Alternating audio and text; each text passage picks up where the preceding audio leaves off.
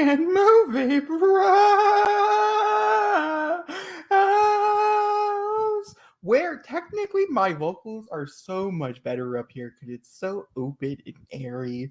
But I am Jacob. That is There Idiot. you go. Hello everyone, I want to come here and tell you that this is pulled from a podcast that me and my brother did, and the podcast is whatever the thumbnail is above, and it's going to be linked as well in case you want to go and watch the actual podcast instead of just listening to this particular review. The reviews are normally first in case you want to watch the entire thing. It's up to you, but I just wanted to let you know it's also unedited, so if there's pauses or anything like that in it, that is because I personally don't edit them, because I don't edit down the podcast. They are exactly how I leave them, and I keep the same thing here, so just want to give you a heads up. All right, let's go ahead and jump into the review. I'll take it. We're going to talk about Transformers Rise. We're going to talk about Transformers Rise of the Beast spoiler talk. To be fair, and I'm going to reiterate this, we are doing a live commentary. The commentary should be up on the channel before this podcast even sees the light of day. I will link it in case you want to see our reactions to this movie. Zachary's seen it like 20 times already, but I have personally only seen it once. Yeah, I've only seen it once, though, so mine's going to be more genuine. I also saw this when I was really tired. I'm sorry, it's just the honest truth. I'm also... What do you mean mine won't be genuine? It's just mine's going to be more, like, reactatory, because I really don't remember. Like, I remember parts... You mean the reaction, not the review. I get you. Yeah. I think I'll be the most genuine review. For me personally, review-wise, I don't really have a lot to say. I like the performances quite a bit. I feel like these are some of the best human characters Transformers has done. I didn't really care as much for the third act as I was hoping, but I was really tired by the time we got to the third act. So it could just simply be the fact that my brain was like, please go to sleep, and I just was not allowing it. I also can't say that I really enjoyed a lot of the visuals. I feel like this one particularly, with not so much the Transformers themselves, I feel like that was really strong. I remember the opening being really strong as well. But I would say, I remember the opening being very shocking. What happens in the opening? I'll tell you. Oh my god, it's the planet. He ate the planet. Oh my god, that was so shocking. Never mind, that was phenomenal. Okay, but my brain had to register. But I would say some of the setting locations and stuff, in my personal opinion, seemed a little bit more muted, not as fun and exciting as some of the other ones. I think they're still trying to grab their footing. Then I will mention it here because this is a spoiler talk, which means this is for spoiler words. The G.I. Joe reference at the very end of the movie, yeah, I went there. Very shocking. I did not see it coming.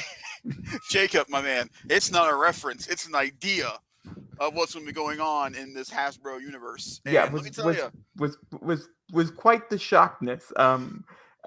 So that's my opinion on Transformers. I think I'd probably rate it like a 3.5. Based on sleeping review, it's probably like a 3.5.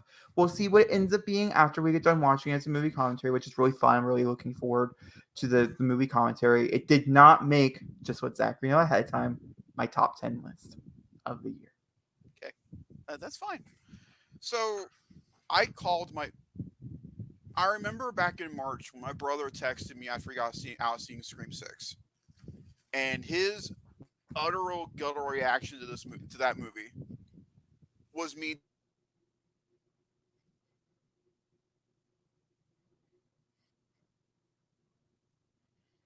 happy calling him after coming out of a movie, even more so than Spider-Man. This movie I needed to be good. Just not good. I needed it for my sanity to be good. And Stephen Capel fucking Jr., I love you. I love you so much. This movie is perfect.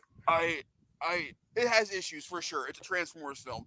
You have to really believe in order to believe it. But for me, this is the best live action Transformers movie we've ever had. I have seen it 7 times. I can say it now. It's better than Bumblebee for me. I absolutely fucking adore this movie. They finally got my robots right, and it makes me so happy. So happy. The opening to this movie is not as good as Cybertron. Cybertron is a whole other level. That'll never get beat. That's a moment I'll remember forever in my heart when I see it all in the theater. But fucking Unicron, man, looked so good and so scary. I was terrified for the animals. I was like, they're not gonna make it. They're gonna kill them all. It's called Rise of the Beast. We won't see any. Nope, they make it. Thank God. But yeah, fucking Noah, Elena, his brother, they are all awesome. Anthony Ramos, Dominic Fishback, both do a fantastic job in this movie as their characters. The other thing I love about the human characters, there's no fucking relationship. They're just friends on a mission together. There didn't need to be romance. There didn't need to be love. They just need to be friends on a mission, and it was fucking awesome not to worry about that shit.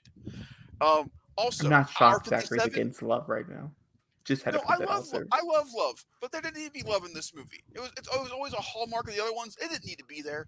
But the other thing, this is an hour and 57 minutes. It has no fat. It just moves, and I love it for that. The robots. Can we talk about the robots for a second, Jacob? Let's talk about the robots. The robots are so good. Pete Davidson was the highlight of this movie. I was expecting him going, "Hey, I'm Pete Davidson. I'm a robot." No, he committed. He loved the role, and you can tell his mirage is the funniest thing about this movie. Every line he gives is so good. Friends, you are inside me. So good. Fucking Bumblebee. For the amount of screen time that he's in, everybody's like, "Why isn't Bumblebee enough?" He got his own solo movie. Leave him alone. We got his character development in spades. He's fine. Let the man take a breather. Well, he didn't breathe, but let him be there. RC. Finally, we got RC, and RC was perfect. She was great. It was everything I wanted from RC. Wheeljack. Wheeljack. Okay. Listen, I'm all for character changing. That's fine. Wheeljack did not feel like Wheeljack. He was the only one. This felt very Michael Bay to me because if you remember in Michael Bay's Ninja Turtles, Donnie had the glasses and the suspenders. Wheeljack has the glasses and the mimicking of suspenders. I get it. He's the nerd. You don't have to really set that out there. They don't do anybody else but him. And he also didn't get a lot to do, so Wheeljack's really not in the movie, so I'm not that upset. Optimus Prime. Peter Cullen is 82 years old. He has been playing the role of Optimus Prime since 1983. He got casted in 82. And the man still can make you feel inspirational when he talks.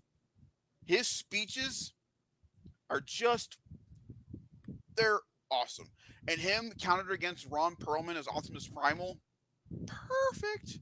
But the highlight of the Maximals for me is not him. It is Michelle Yeoh as Airazor. I was fully expecting this to be a phone-in performance, and it wasn't. She gave her all to Airazor because sometimes when you get these people in these Transformers movies, they can either be all in or they can be like, "I'm part of the Transformers universe now. Yay!" And that's some of the performance we've gotten from the robots. No one in this movie did that.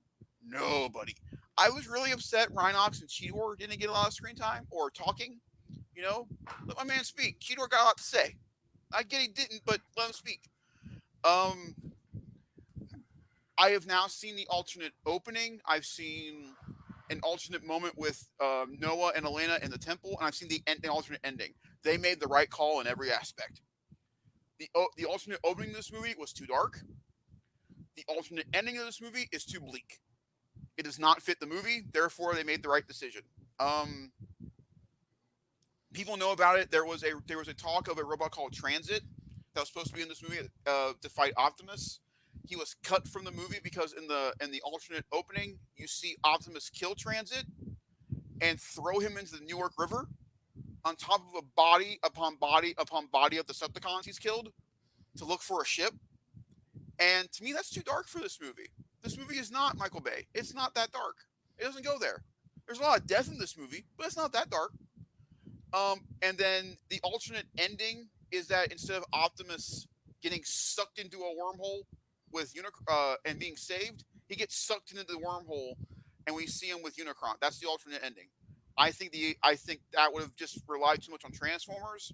The G.I. Joe thing, Paramount, Hasbro, you ballsy motherfuckers. Because have any of the G.I. Joe movies worked at all for you, Jacob? Any of them? I had fun with them. No, I take that back. I really like Snake Eyes. Okay. Financially, Jacob, did G.I. Joe No. do well at all? Well, G.I. Joe, the original one that they did do pretty well, which is why it Rise got of a Cobra. sequel. And But the sequel did not do well, and Snake Eyes critically, obviously did not do well. has G.I. Joe done well with the critics? No, Not once. not one. In any of them, including the animated movie, it is not critically well. And so they're like, you know what? We're going to smack this at the end of our movie and see how people react. My theater was either clapping or booing when this happened because no one knew how to feel. And It went over pretty well online, though, to be yeah, fair. it did. I think people are understanding more what they're trying to do because G.I. Joe and Transformers have crossed over before. This isn't new. It's new for the general audiences, but for nerds, we've been seeing this in like 1992 in the comic books. This is not new. How they're gonna do it, I don't know. I'm so curious. I'm very curious to see if they recast everybody again, or they go all with the people from Snake Eyes, like bring them back for the GI Joe members. I wouldn't be mad at that, just because I Neither would really I. really did enjoy Snake Eyes. The only reason I don't think they would is because people did not like his Snake Eyes at all, and I think if there was one person they could bring over from Snake Eyes, honestly, it'd be Storm Shadow of the bunch and recast everybody else. Because the benefit with Snake Eyes is that if they go off the comic books and cartoon, Snake Eyes don't talk. Yeah, So you can really recast him as anybody. He can be a white guy under there, and no one would know the difference. We would know because of casting, obviously, but I'm just saying they wouldn't know it. that's a weird It was a weird proclamation one. to make. Samara Weaving, I think, was great as Scarlet, but she didn't get enough to do. So they could recast her if they wanted to. I didn't like the Baroness in Snake Eyes. So Yeah, I didn't either. That'd be like one of those people that I would agree, but yeah. keep Storm Shadow. I like Storm Shadow a lot in Snake Eyes. Keep him. He's cool. The action in this movie, much like Bumblebee, you can see what's going on. You can see who. But here's the biggest thing about this movie: you can see who's who. Like that's RC because she's small. That's Rhinox because he's a rhino. That's Optimus Primal because he's a monkey. You can clearly see who's who because they're all bright and colorful and they stand out. The action sequences are so pleasant to watch. This is funny. This has really good heart. Anthony Ramos and his brother have great chemistry together. So when the moment happens with him on the radio, you're with it, you're in it. And the big moment of this movie for me is not G.I. Joe. The moment for me is when people, whether or not like this movie, oh, you're not going to hear this part? I can't hear. Oh, is Noah getting the suit, as I will say. I won't say it's a spoiler talk. The suit from Mirage after he dies. And in the comic books and cartoon, that is called Battle Masters. It is something they do with the humans in the cartoon. Some of them are able to mold over humans and give them suits. The one thing I don't get is how did Noah rebuild Mirage?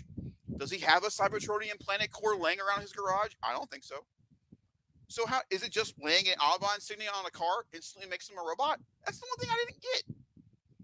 But I love this movie. This is Transformers that we've needed for a long time. It's been 5 years since Bumblebee. This is the movie we needed. And this easily gets a 5 out of 5 for me. I have no real major quarrels. I have nitpicks, but that doesn't take away from the fact that this movie to me is just, this is Transformers at its best. This is what Transformers needed to be, and I am so happy. I'm so happy. This is my favorite movie of the summer.